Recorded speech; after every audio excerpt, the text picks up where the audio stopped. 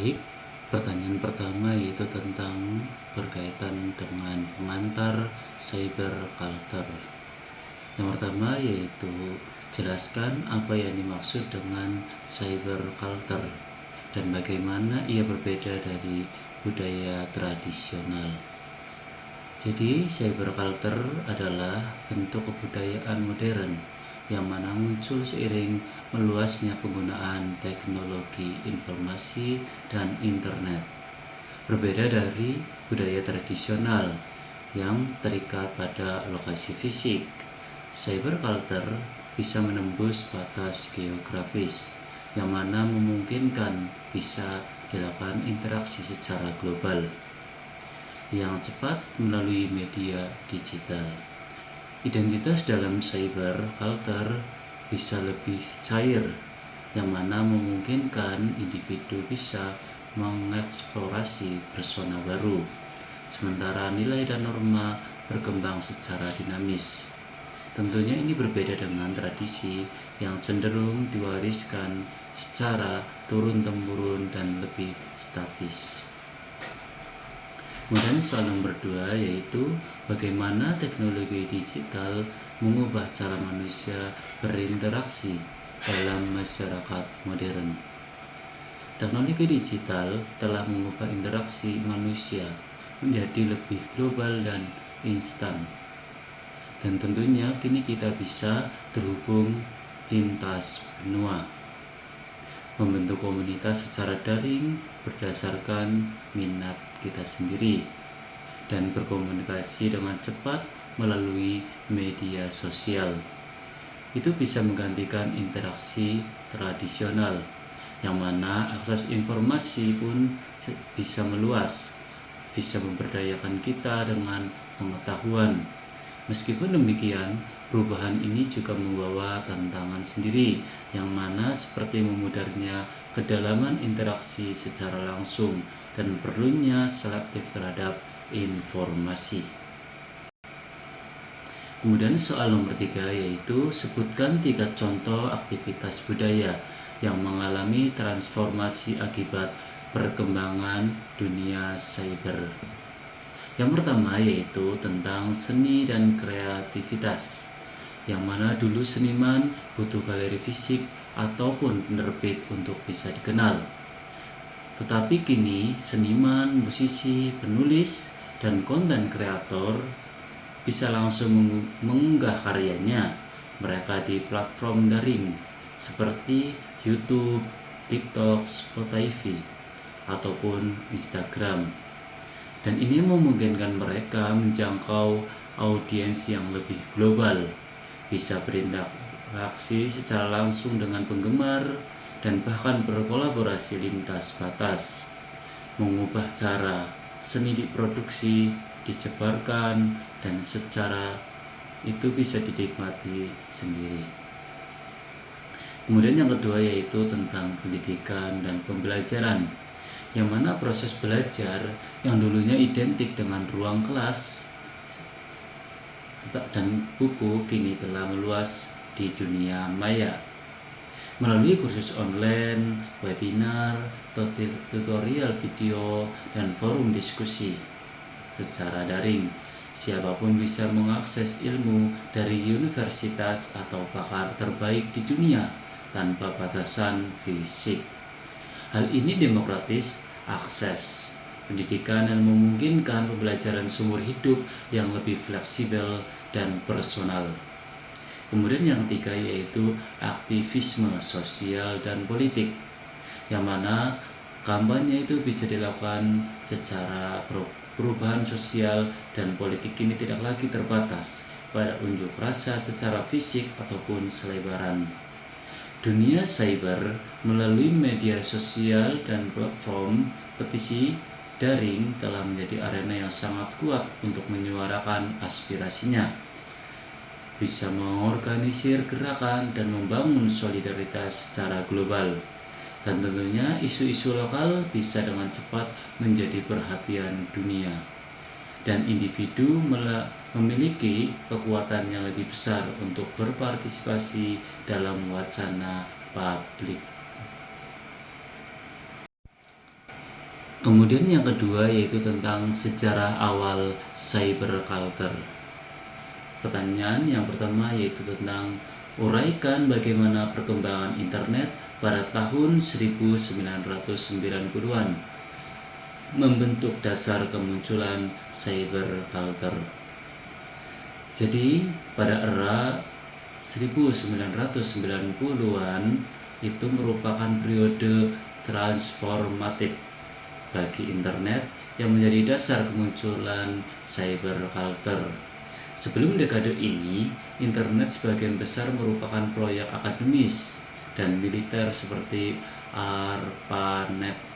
Namun pada tahun 1990-an, adopsi World Wide Web yang bisa kenal dengan WWW atau Triple W yang ditemukan oleh tim Berners-Lee pada tahun 1989 sampai 1991.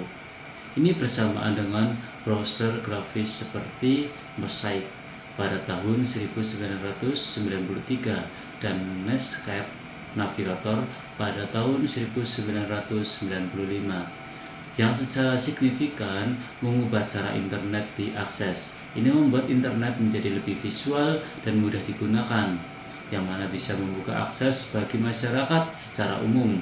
Dengan akses yang lebih mudah ini, mulai terbentuklah benih-benih cyberculture, yang mana orang-orang dapat berinteraksi melalui forum daring, chatroom, dan mailing list yang membentuk komunitas virtual berdasarkan minat alih-alih lokasi geografis, dan ini memupuk nilai-nilai seperti kebebasan berekspresi, berbagi informasi, dan eksplorasi identitas di dunia maya.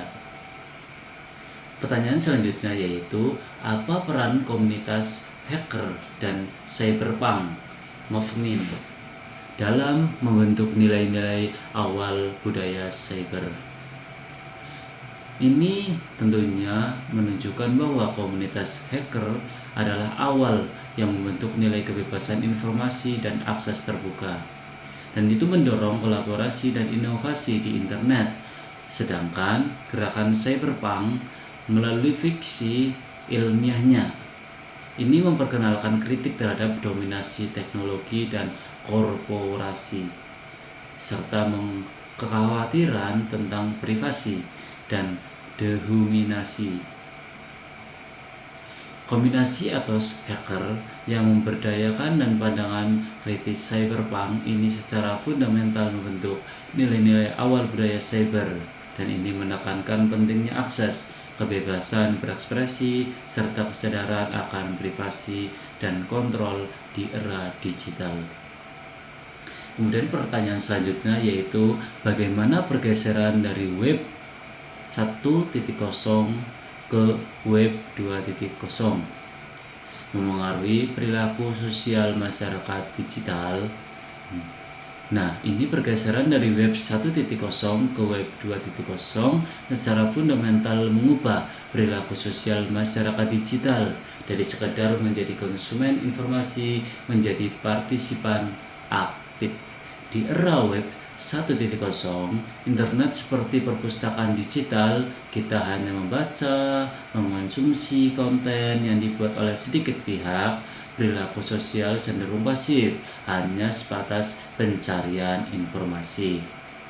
Namun dengan munculnya web 2.0, platform interaktif seperti media sosial, blog, dan platform video sharing memberdayakan setiap individu untuk membuat, berbagi, dan berkolaborasi. Dan ini memicu lonjakan ekspresi diri, pembentukan komunitas daring yang lebih masif, dan interaksi sosial yang jauh lebih dinamis dan personal. Dan kini setiap orang bisa menjadi kreator, meninggalkan jejak digital, dan berpartisipasi dalam percakapan global, menciptakan masyarakat yang lebih terhubung, namun juga lebih rentan terhadap fenomena seperti validasi sosial melalui jumlah suka ataupun komentar. Kemudian soal-soal selanjutnya Yang nomor 3 yaitu tentang teori-teori utama cyber culture. Pertanyaan pertama yaitu jelaskan teori technological determinism menurut Marcel McLuhan dan kaitannya dengan cyber culture. Jadi, menurut Marcel McLuhan dalam teori determinisme teknologi menyatakan bahwa bukan isi pesan, melainkan teknologi itu sendiri yang membentuk masyarakat dan perilaku manusia. Media adalah pesan. Dalam konteks budaya cyber, ini berarti internet sebagai media baru yang revolusioner secara fundamental mengubah cara kita berpikir, berinteraksi, dan berorganisasi.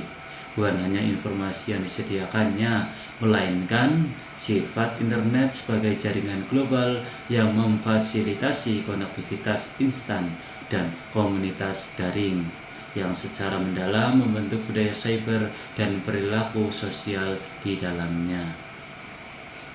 Kemudian pertanyaan selanjutnya yaitu apa inti dari teori virtual community oleh Howard Reingold.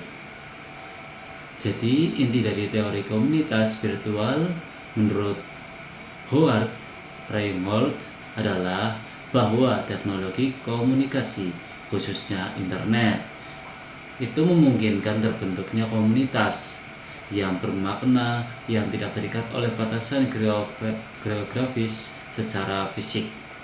Reingold mengamati bahwa individu dapat berinteraksi, bisa membangun hubungan secara personal, berbagi minat dan dukungan emosional dalam ruang cyber. Sama seperti komunitas di dunia nyata, meskipun interaksi terjadi melalui teks ataupun layar. Dia berpendapat bahwa ikatan sosial yang terbentuk di komunitas virtual ini adalah asli dan memiliki dampak signifikan pada kehidupan anggotanya. Ini menyoroti potensi internet sebagai alat untuk memperluas lingkup sosial manusia dan menemukan tempat di mana mereka merasa memiliki meskipun secara virtual. Pertanyaan selanjutnya yaitu bagaimana pandangan postmodernisme menjelaskan hubungan antara manusia dan teknologi digital. Postmodernisme ini memandang teknologi digital sebagai pendorong utama dalam membentuk ulang hubungan manusia dengan realitas dan identitas. Teknologi digital mengaburkan batas antara realitas dan simulasi atau hiperrealitas, serta memungkinkan individu untuk membangun identitas yang cair dan terfragmentasi di berbagai platform online. Alih-alih satu kebenaran tunggal, postmodernisme ini menunjukkan bahwa di era digital, realitas menjadi relatif, subjektif, dan terdiri dari berbagai narasi yang saling bersaing, di mana media digital memfasilitasi proliferasi pandangan tersebut. Kemudian pertanyaan yang keempat yaitu tentang identitas di era cyber. Pertanyaan pertama yaitu tentang menjelaskan bagaimana media sosial membentuk ulang konsep identitas diri individu. Nah, ini media sosial telah membentuk ulang konsep identitas diri individu, menjadikannya lebih cair, dinamis, dan terkonstruksi secara publik. Dulu, identitas diri terbentuk melalui interaksi tatap muka dan pengalaman pribadi yang lebih privat. Tetapi kini dengan adanya media sosial, individu aktif membangun dan memproyeksikan citra diri yang diinginkan melalui unggahan, foto, dan interaksi secara daring. Hal ini seringkali menciptakan identitas yang dikurasi, di mana aspek-aspek tertentu ditekankan dan yang lain disembunyikan untuk mencapai validasi sosial berupa like maupun follower. Perbandingan sosial pun tak terhindarkan memengaruhi persepsi diri dan terkadang memicu kecemasan. Pada akhirnya, media sosial telah mengubah identitas diri dari sesuatu yang dialami menjadi sesuatu yang dikelola, kemudian dipentaskan di hadapan publik digital. Pertanyaan selanjutnya yaitu, apa yang dimaksud dengan digital persona dan bagaimana ia berbeda dari identitas asli seseorang? Nah, ini digital persona adalah versi diri kita yang dibangun dan ditampilkan di ranah digital. Ini adalah representasi kita melalui profil media sosial, komentar online, foto yang diunggah, dan interaksi di berbagai platform internet.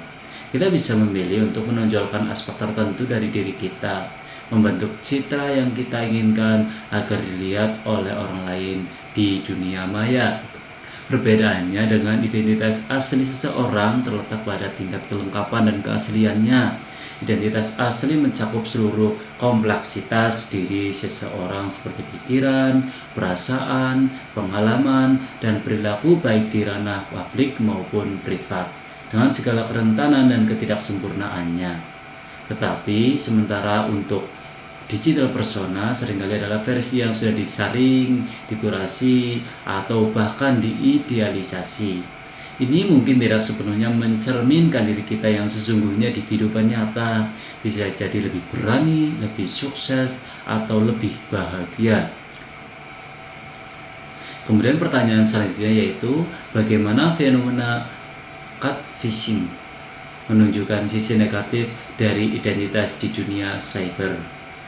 Jadi fenomena catfishing ini menunjukkan sisi negatif identitas di dunia cyber karena ia mengeksploitasi anonimitas dan kemudahan pemalsuan identitas di internet. Dalam catfishing, seseorang membuat digital persona palsu seperti menggunakan foto, nama, dan informasi yang tidak benar untuk menipu orang lain. Dan ini memperlihatkan betapa rapuhnya kepercayaan di dunia maya, di mana individu dapat dengan mudah bersembunyi di balik identitas buatan. Dampaknya bisa menghancurkan secara emosional dan finansial bagi korban karena mereka telah menginvestasikan waktu dan perasaan pada seseorang yang ternyata tidak nyata.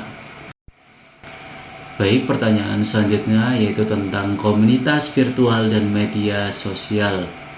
Jadi pertanyaan yang pertama yaitu tentang jelaskan karakteristik utama komunitas virtual dibanding komunitas fisik tradisional. Jadi komunitas virtual itu berbeda dengan komunitas fisik tradisional. Itu dicirikan oleh beberapa hal utama, yaitu yang pertama, komunitas virtual tidak terikat oleh batasan geografis, yang mana anggotanya bisa berasal dari mana saja di dunia, terhubung melalui internet. Ini memungkinkan keragaman yang lebih besar dan spesialisasi minat yang lebih mendalam. Kemudian interaksinya didominasi oleh komunikasi berbasis teks atau multimedia digital, yang mana seringkali memungkinkan anonimitas atau semi-anonimitas, sehingga individu bisa lebih bebas berekspresi atau bereksperimen dengan identitas, yang mana formasi dan pembubarannya bisa sangat cair dan cepat, terbentuk berdasarkan minat atau tujuan sementara, dibandingkan komunitas fisik yang cenderung lebih stabil dan berdasarkan kedekatan secara sosial dan ekonomi. Meski tidak ada kontak fisik, komunitas virtual seringkali mampu membangun ikatan emosional dan dukungan sosial yang sangat kuat, mirip dengan komunitas fisik, namun dengan cara yang dimediasi oleh teknologi. Kemudian pertanyaan selanjutnya yaitu tentang bagaimana algoritma media sosial memengaruhi pola komunikasi dan persepsi masyarakat. Algoritma media sosial ini memainkan peran sentral dalam membentuk pola komunikasi dan persepsi masyarakat dengan sangat kuat, yang mana algoritma ini dirancang untuk memaksimalkan keterlibatan pengguna, yang berarti mereka menyajikan konten yang paling mungkin menarik perhatian kita berdasarkan riwayat interaksi dan preferensi kita sebelumnya. Kemudian pertanyaan selanjutnya yaitu tentang berikan contoh kasus di mana komunitas virtual berperan penting dalam perubahan sosial nyata. Protes kenaikan pajak di Kenya pada tahun 2024. Di Kenya, puluhan ribu pemuda memobilisasi secara daring untuk memprotes kenaikan pajak yang kontroversial. Tentunya ini menunjukkan bagaimana aktivisme digital yang dipimpin generasi muda dapat menerjemahkan ketidakpuasan online menjadi gerakan nyata yang tidak bisa diabaikan oleh pemerintah Kenya.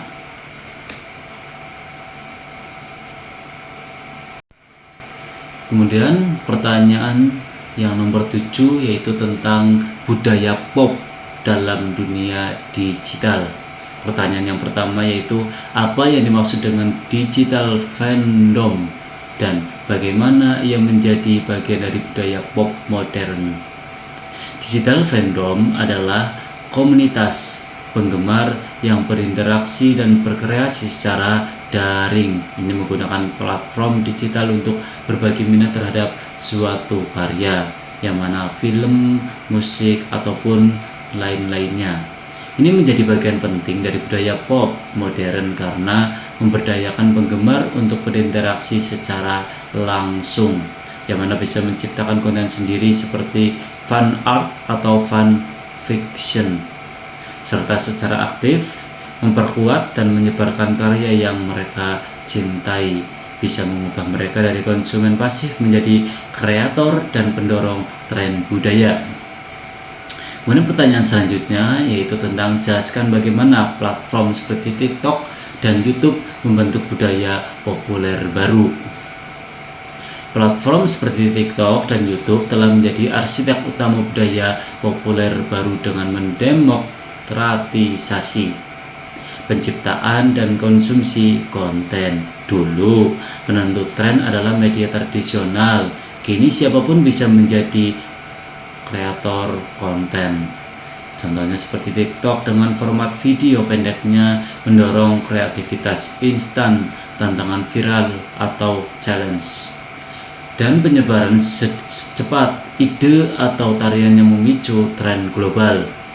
YouTube, contohnya sebagai platform video yang lebih matang, telah melahirkan influencer dan vlogger yang menjadi figur budaya baru, membentuk opini, gaya hidup, dan bahkan tren musik atau fashion. Keduanya mengubah pola konsumsi dari pasif menjadi interaktif, yang mana bisa mempercepat siklus tren dan memungkinkan niche culture menemukan audiens massal. Pada akhirnya merombak definisi popularitas dan siapa yang memiliki suara di panggung budaya global. Pertanyaan selanjutnya yaitu tentang bagaimana budaya mencerminkan ataupun bagaimana budaya meme mencerminkan dinamika masyarakat digital. Nah, budaya meme ini adalah cerminan dinamika masyarakat digital yang cepat dan humanis. Meme sebagai potongan informasi viral yang mudah dimodifikasi, berfungsi sebagai bahasa visual dan humor kolektif untuk merefleksikan opini, sentimen, dan kritik sosial secara instan. Penyebarannya yang cepat menunjukkan responsivitas masyarakat digital terhadap tren dan peristiwa, yang mana menciptakan bentuk komunikasi yang demokratis dan adaptif, serta memperlihatkan kreativitas kolektif dalam mengomentari berbagai aspek kehidupan. Kemudian pertanyaan yang nomor 7 yaitu berkaitan dengan cyber etik ataupun etika digital, serta digital ekonomi dan cyber culture. Pertanyaan yang pertama yaitu jelaskan perbedaan antara cyber etik dan digital etiquette. Cyber etik adalah prinsip moral dan nilai etika yang mengatur tindakan kita di ruang cyber, fokus pada privasi, keamanan, dan keadilan digital. Dan digital etiquette atau netiquette adalah tata krama dan perilaku sopan santun saat berinteraksi secara daring, seperti tidak mengetik dengan huruf kapital atau menghindari spamming.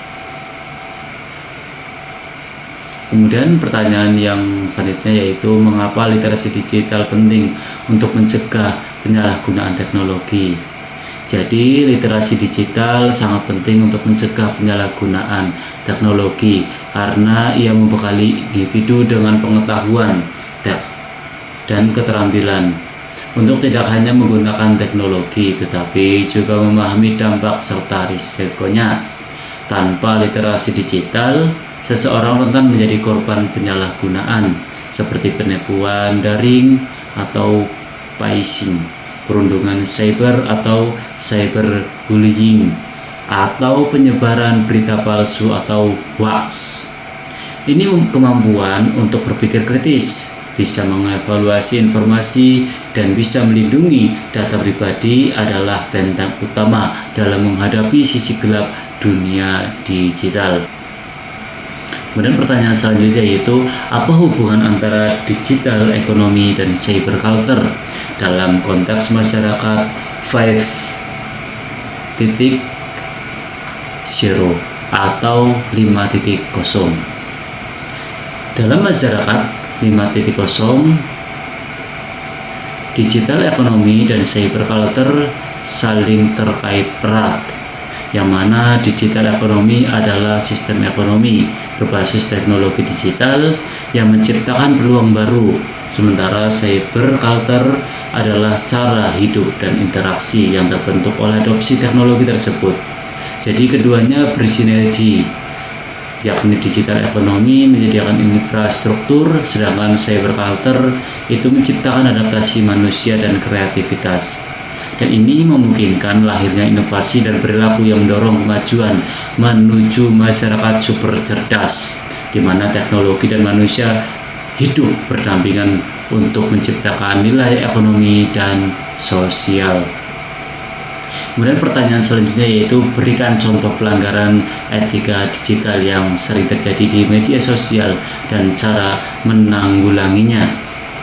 Jadi pelanggaran etika digital yang sering terjadi adalah perundungan cyber atau cyberbullying, seperti komentar kebencian atau penyebaran rumor yang merusak mental korban, dan ini biasanya dilakukan oleh para netizen.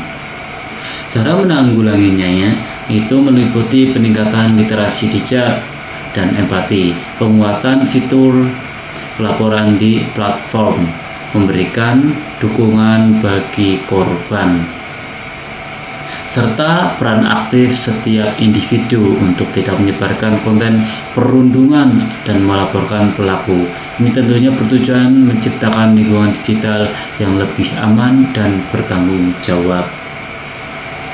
Kemudian pertanyaan selanjutnya, bagaimana cyber etik dapat menjadi fondasi untuk membangun budaya digital yang berkelanjutan? Cyber etika atau cyber etik adalah fondasi yang penting bagi budaya digital.